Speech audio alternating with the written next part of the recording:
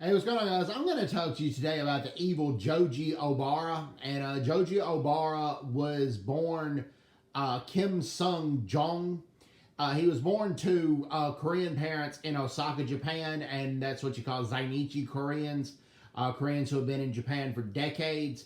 Joji Obara's parents started out very poor, but his dad worked his way up in the pachinko parlor business, and he was able to work his way up, save some money.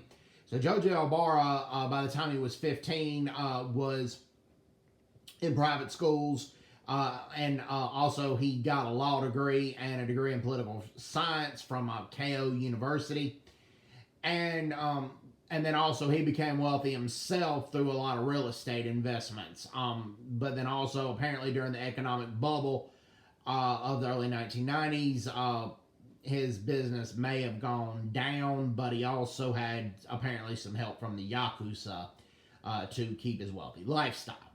But nevertheless, he visited hostess clubs frequently, and he had a hatred and a taste for women, and he's been accused of raping nearly 400 women total. Almost all of them are Japanese and Western women. And when he was caught and sentenced, he said it was a conquering thing. He had a thing of wanting to conquer Japanese and Western women.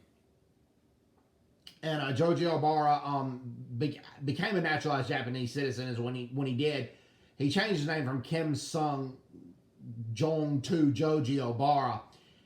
And and then the murders that he's the most well known for was of British national Lucy Blackman and Australian national Carita Ridgway. Carita Ridgway wanted to be an actress, but she needed the money for acting school, so she went to Japan to go to save up money for acting school. But she had a friend that was already working in Japan, and she thought she could visit one of these uppity hostess clubs for high-class Japanese businessmen. And what that is that the women aren't,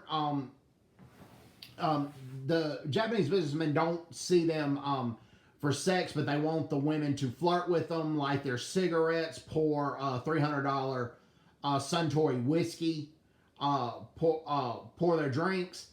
And a lot of these hostess clubs, now there are some shady ones, but then there's also some ones apparently that are very strict, and like if you touch any of the hostess inappropriately, you'll get kicked out and banned and never come there again. But what Joji Obara would do is he would slip roofies in a lot of these girls' drinks. And there had been several other non-Japanese women that had reported that they had woke up at Joji Obara's place. I don't remember how they got there, but the police largely dismissed their claims. But he'd also, not just roofies, but he would largely use chloroform. And with Carita Ridgway, that's what happened. In 1992, he raped her, and she didn't, gave her chloroform. But when she looked like she was dying, he went to the hospital, but took her to the hospital, but under an alias, and said he thought it was food poisoning. But no, it was chloroform. But the hospital saved her life, but because they didn't know to look for chloroform, she was a vegetable. And so the family got there, and the family requested that they take her off life support. And she, Carita Ridgway, was cremated and buried back in Australia. But some people believe had the Japanese police and the Japanese press taken that seriously, particularly when several other non-Japanese women reported that they were raped by Joji Obara, that the murder of Lucy Blackman may have not taken place. Lucy Blackman came to Japan to look for work at a hostess club because she thought it was going to be safe, and she thought it was going to be easy money. But she met the same fate as Carita Ridgway. When Lucy Blackman's family went to Tokyo, it took a long time, but the press and the Japanese police eventually got on her side, and Joji Obara was arrested for the murder of Lucy Blackman. But and he was charged with several other rapes and murders. But at first he was acquitted on the murder charges of Lucy Blackman, and the prosecution was shocked and angry. The Japanese prosecutors were.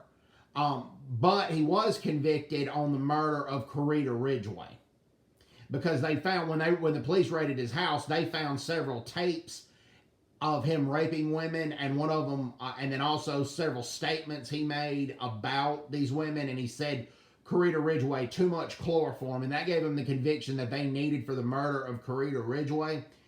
But the family, as well as the prosecution, appealed the acquittal of Lucy Blackman, and he was tried a second time and was convicted of the murder of Lucy Blackman.